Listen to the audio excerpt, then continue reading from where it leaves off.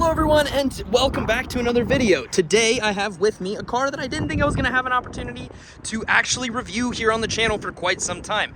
But it's been about 4 months now that this car has been out, and finally we have one that's actually available. This one is equipped with 23-inch wheels, and of course the car that I'm talking about is the 2023 BMW X7. This car is freshly redesigned. We actually took this car back in. The customer decided to go with a different vehicle we had in stock instead, but this car is absolutely phenomenal. What they did between this generation and the past generation is they changed the entire designation of the vehicle.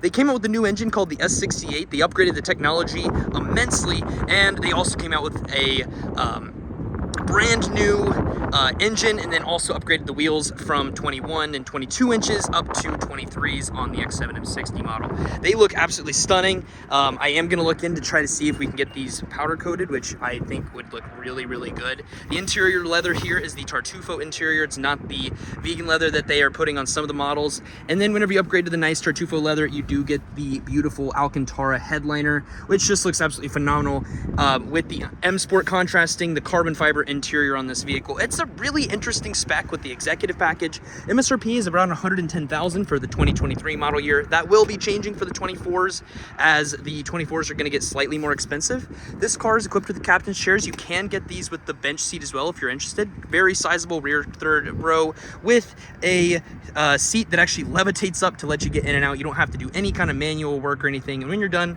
one finger, push it back, and it's going to go right back into where it used to be. Between this generation and the last generation, they did move the seat motors and make the seat motors quite a bit faster. So big complaint on the previous generation is that the seats took way too long to move around. No rear heated seats or anything like that on the back of this one, but it does have the 5-zone climate, which means the third row passengers and the second row passengers will be able to independently control their climate. It's also got integrated window shade rollers. They're not working because the car's not turned on right now. And the rears are already tinted around 28%. Looks really nice and tough on this car. The fronts do need to get some tint on them. Another thing they changed with the X7, they changed this nice contour on the rear taillights. That's the same on the 40 model, but the 60, it just looks sick because you got the black on black. And the M60 model from the previous generation, they went up from the N63 engine, what they've been using for 3 generations, and they finally switched out for the new S68, which is a true M engine, and we're anticipating that's what's going to be in the new M5. So it's actually going to be pretty sweet. The 6-cylinder still uses the B58, which is BMW's 375 horsepower configuration of this car. This one, I believe, is equipped with 535 horsepower, so it's freaking fast. It's about 4.1 seconds 0 to 60 with a big SUV like this. Not something too shabby. Some rear pillows there for the second row headrests, so that if you're on a longer road trip, you can stay comfortable. And you do have a kick tailgate with the ability to raise and lower the air suspension on the back of the car with the push of a button. This one, unfortunately, you can't do that on, however, because of the tow package. However, these cars are rated to tow up to 7,200 pounds, and with the amount of torque that you're going to get out of that 4.4-liter monstrous V8, I think that you would be able to tow this car relatively easy, and it's still going to be super comfortable because you have that air ride suspension, comfortable in the corners, handles super well, and you've got these massive strut braces underneath the hood here, which make the car handle and stay very firm in the corners. The car leans. It doesn't just roll, it leans into the corners. Get you a little sneak peek going on what's underneath there. We got a V8 kind of shoehorned into this awesome SUV. Tons of cooling and all kinds of good stuff underneath the hood. But how about we take this thing on a quick drive? 50-year emblems for the 2023 model year. That's only available as a addition for the 50 years of M. They've also got those on the wheels here. Blue brake calipers on this model. You can also get red and I think black if you'd like to do so. Turn it on. Quiet little V8 sound, but if you put it into Sport Plus, I've got this warmed up already, so I'm not revving a raw engine. Have it in park, and sounds damn good. With Sport Plus, you get the valves are going to open up a little bit, which gets more engine sound, and generally just makes the car feel a little more aggressive, tightens up the suspension, the steering, and the braking. Harman Kardon audio system. I believe it's an 18-speaker sound system in this car. You can also upgrade that to the Bowers & Wilkins, which is a 30 speaker sound system. Those numbers might be incorrect, but the sound system sounds really good.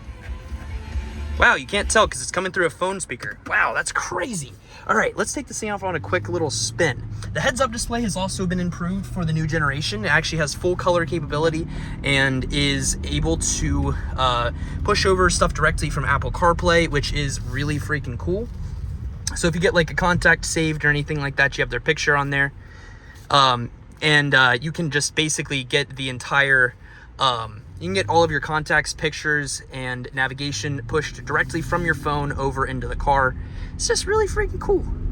Put this into comfort so it's a little bit smoother on camera here for you. As you can see, this has our new iDrive 8 operating system, which is all one screen, and it also syncs your contacts seamlessly from your phone directly into the vehicle. Whoa. Yeah, so it's very, very interesting what they've changed from the previous gen. The X7 M50 model was already really good, and the M60 basically only made it better. The suspension feels slightly tighter than the last generation. The exhaust a little bit burblier. I'll do a little pull with sport mode so you guys can hear, but pardon the camera work.